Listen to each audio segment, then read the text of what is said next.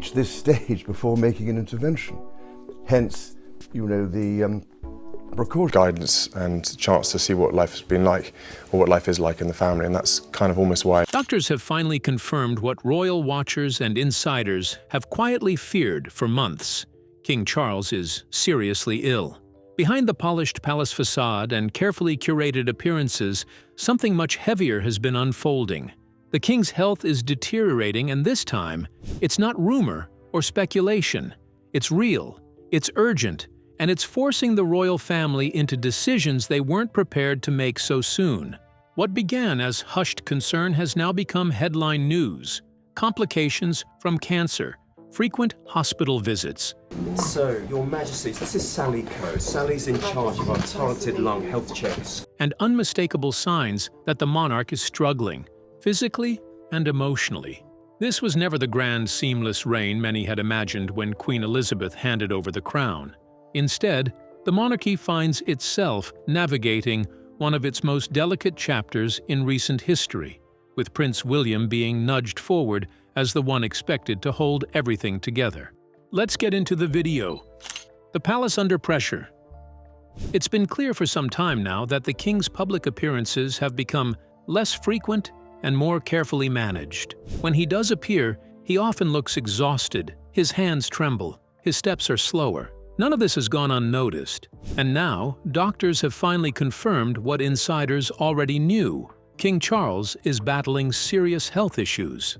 The palace tried to manage the narrative, calling it routine treatment. But the reality behind the scenes is darker. On March 27, 2025, the king was hospitalized after an adverse reaction to his ongoing cancer treatment. Buckingham Palace said it was a brief observation, but even a short stay in the hospital sends a loud message when you're the head of state. He canceled all his plans for the day. Meetings were postponed. Public engagements were put on hold. And even though he returned to his paperwork on April 1st, the sense of urgency hasn't faded.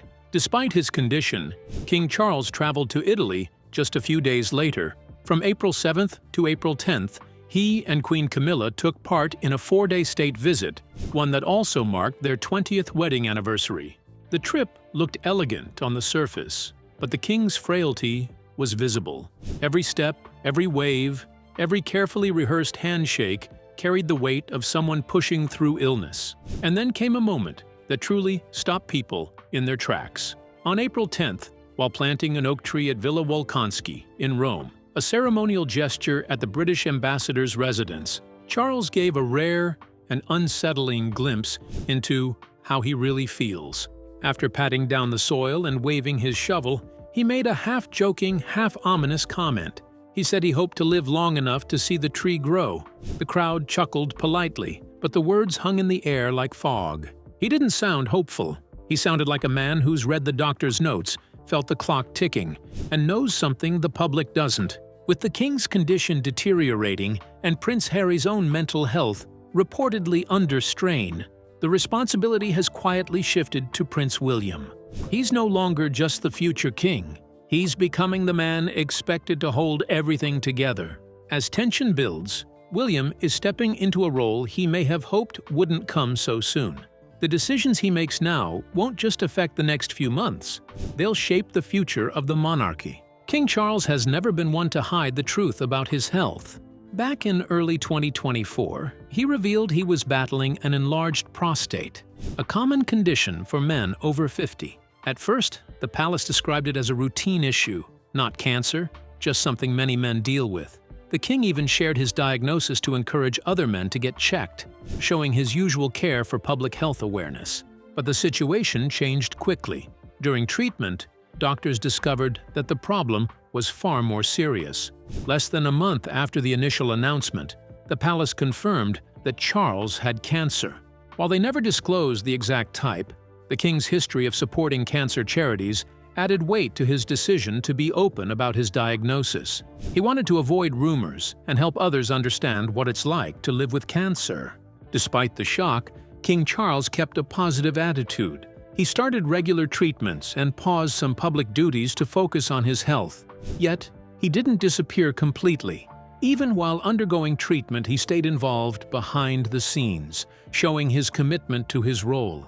By April 2024, after several months of therapy and rest, he returned to full public duties, signaling hope that the worst was behind him.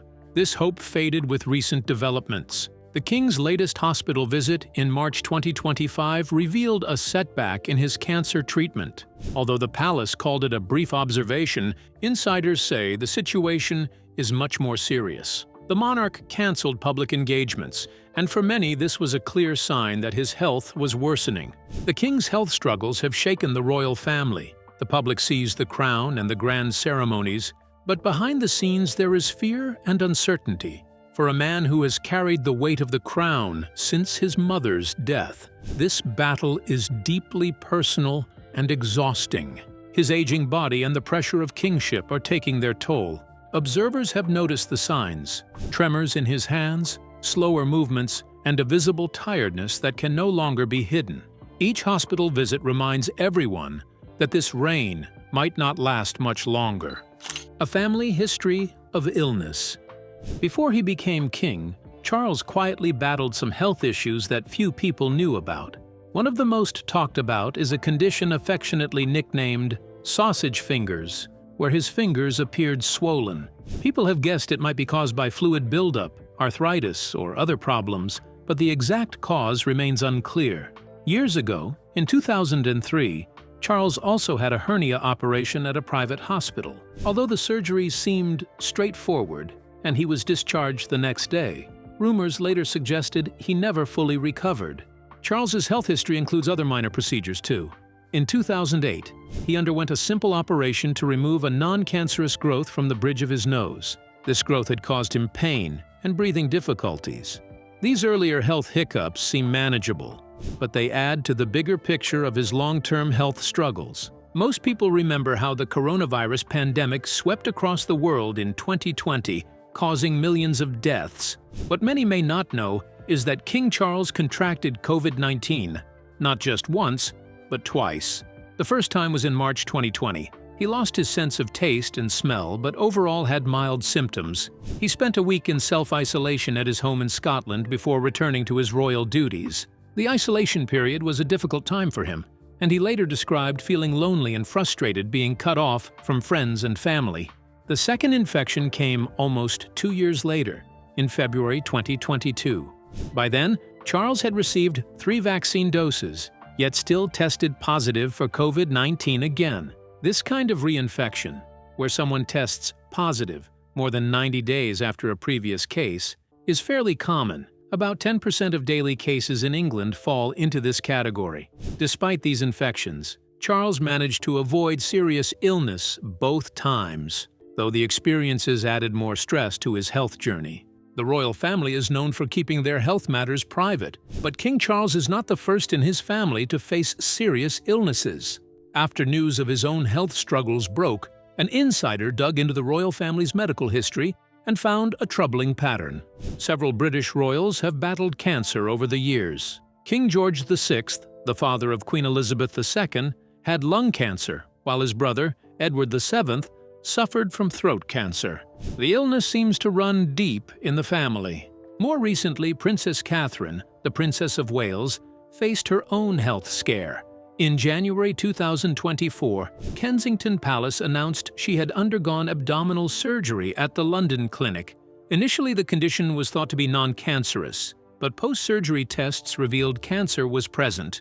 Following the advice of her doctors, she started preventive chemotherapy. Even while undergoing treatment, Catherine appeared publicly on occasion, showing her strength and determination.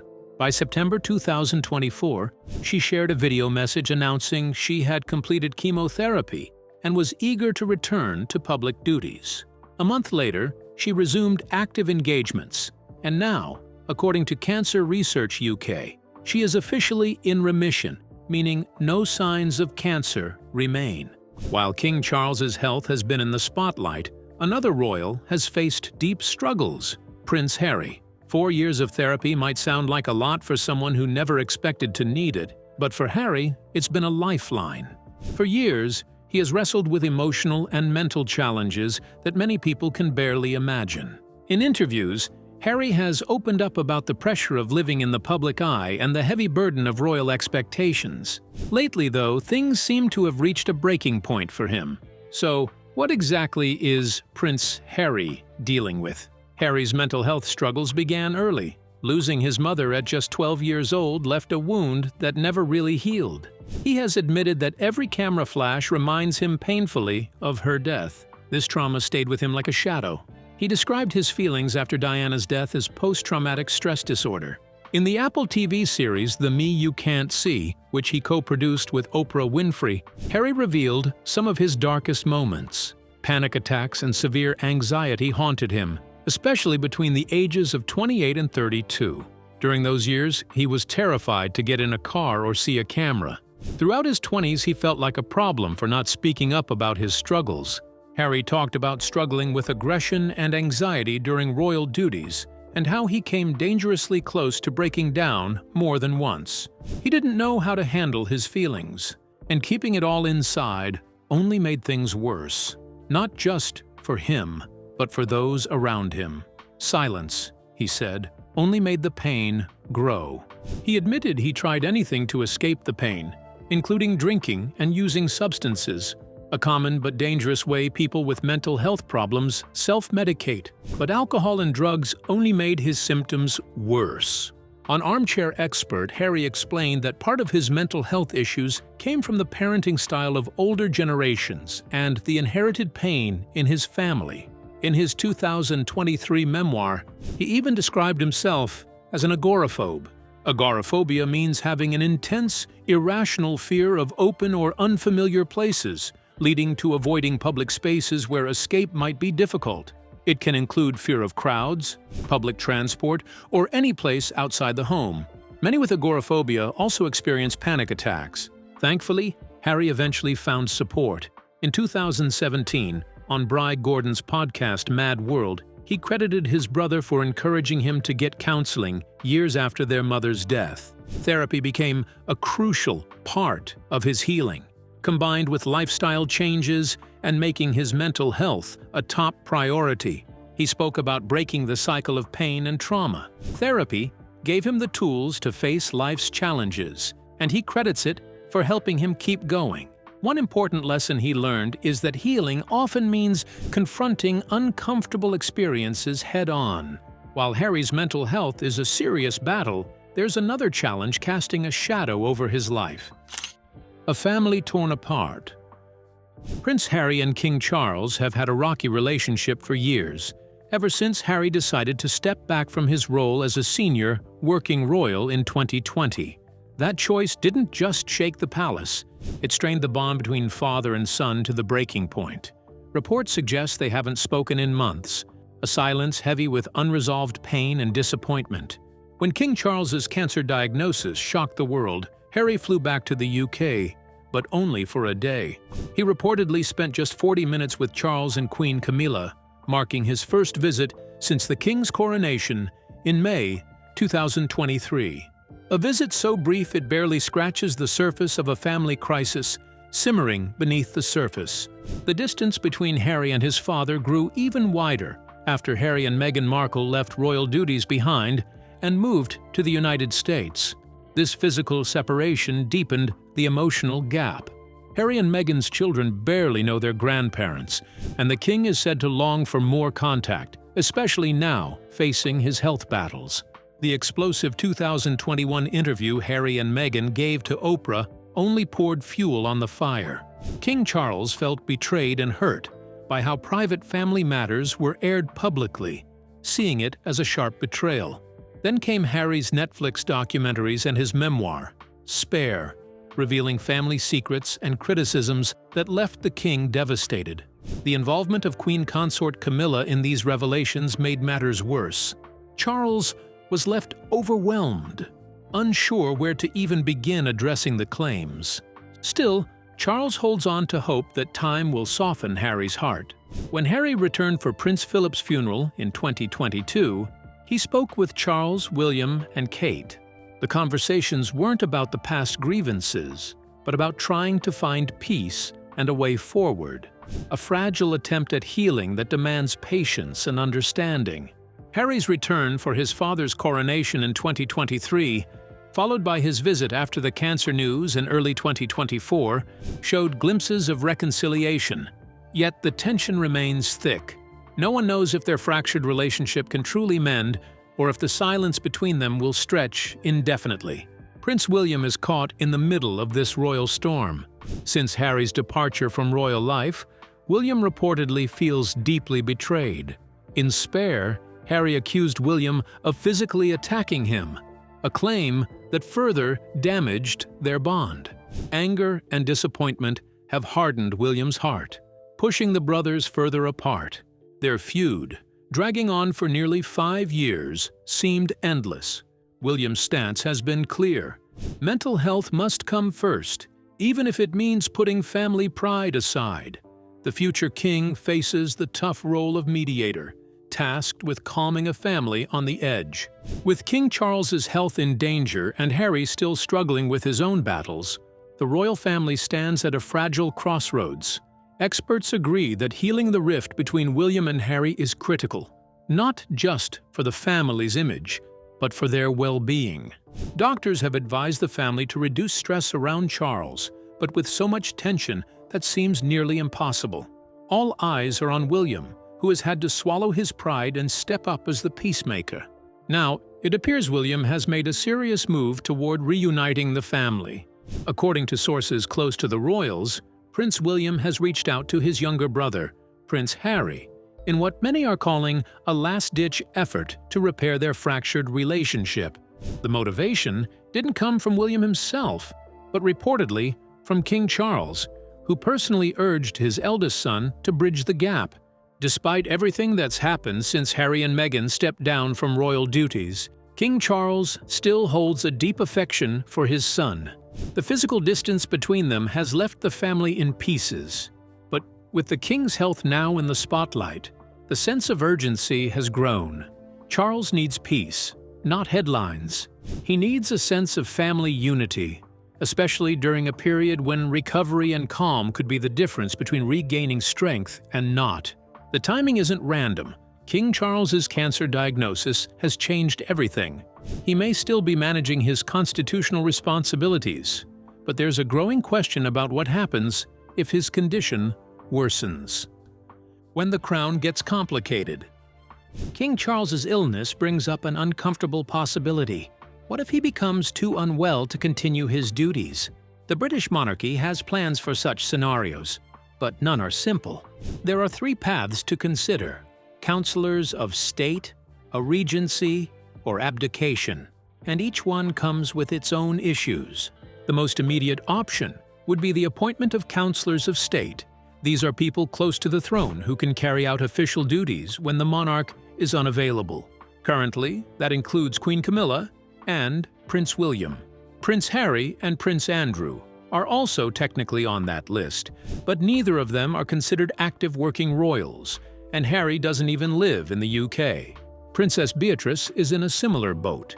This narrow lineup caused a quiet crisis in 2022, leading Parliament to pass legislation that added Princess Anne and Prince Edward to the team, 2 royals who still show up, shake hands, and smile on cue. Still, councillors have limitations. They can't dissolve Parliament on their own or make peers, and there's confusion about whether they can even appoint a prime minister. Most notably, their authority doesn't extend to the other 14 countries where Charles is also king, like Australia. Then there's the next level, a regency. That means the monarch is officially declared unfit to rule due to illness or incapacity. But this can't just happen on a whim. A group of high-ranking officials like the sovereign's spouse, the Lord Chancellor, and the Speaker of the House of Commons would have to agree and declare it officially. If that ever happens, Prince William becomes regent automatically. He would carry out all the king's duties within the UK, but just like the councillors of state, he wouldn't have automatic powers over the other realms, like Australia or New Zealand. New Zealand has already sorted that out in its constitution by saying it'll follow the UK's lead, but Australia hasn't changed its laws, meaning a regency in the UK creates a royal vacancy down under. Not exactly a smooth system. The third and most dramatic route is abdication. If King Charles ever decides to step down, it would be messier than it sounds. Back in 1936, King Edward VIII gave up the throne to Mary Wallis Simpson, and Parliament helped the transition by quickly passing the necessary laws. But that won't work today. The UK can no longer legislate for Australia, Canada, or other Commonwealth nations. Each country would need to pass its own laws to accept the abdication and recognize a new monarch. It's a legal maze no one wants to enter. Still, rumors have started swirling that Charles might consider stepping aside, rumors with no official confirmation, but whisper strong enough to raise eyebrows. Some even speculate Queen Camilla could walk away from her royal role if that ever happened. Right now, there's no proof, but the royal family's health struggles are no longer just personal. They're constitutional flashpoints. With King Charles battling cancer and the royal spotlight growing hotter by the day, talk of abdication is no longer just a whisper behind palace walls. It's becoming part of the public conversation. The line of succession, as always, is clearly drawn. After Prince William, the throne would eventually pass to his children, 9-year-old Princess Charlotte and 6-year-old Prince Louis. But the crown might be coming for William much sooner than anyone anticipated. Even before the king's cancer diagnosis, there were already quiet preparations underway. Prince William has been attending private briefings, shadowing his father, and slowly stepping deeper into royal affairs. Back then, it was just seen as preparation for someday. But now, it feels a lot more like a countdown. According to reports from close to the palace, that behind-the-scenes training now looks less like education and more like transition. Royal insiders believe William is being positioned to step in earlier than expected. One insider bluntly stated that no one really sees King Charles holding onto the throne for too long, given his health and the looming possibility of a sudden decline. According to biographer Sally Bedell Smith, the pressure has already shifted. Speaking with People magazine, she noted that Prince William has been taking on more responsibilities than expected, much earlier than expected. Even though King Charles is still working through his usual constitutional tasks with determination, his ability to maintain a full schedule has changed. Treatment has forced him to slow down, and in those gaps, William has been stepping in. The monarchy, by design, doesn't pause, and William is quickly becoming the unofficial anchor keeping things moving. Behind the golden image of the royal family lies a tense reality. King Charles is facing a personal battle with cancer while trying to lead one of the most scrutinized institutions in the world. Every royal step, wave, and word is dissected. And in 2025, that microscope has only zoomed in closer. If Charles were to step down, Prince William would instantly become king. That part is clear. He's not just the heir in name, he's already the public favorite and has spent decades slowly earning the trust of the nation. His wife Catherine, the Princess of Wales, adds another layer of public support, especially with her own measured, graceful image. Together they represent a more modern monarchy, one that could carry the institution into the next era. And yet, it's not just about who's next in line. It's about whether the institution can survive another royal crisis, especially when Harry and Meghan remain estranged and the relationship between the brothers still sits on shaky ground. Any power shift at this moment risks either bridging or widening those cracks. So now, all eyes are on the palace, not just to see what happens next, but to figure out how much longer this quiet balancing act can last. King Charles is still holding on, but the pace is slowing. Meanwhile, Prince William is already walking in his shadow, one step away from the throne. Is this truly the right time for King Charles to abdicate? Has Prince William proven he's ready to lead the monarchy through its next chapter? And is the public finally prepared for a new royal era? Drop your thoughts in the comments below.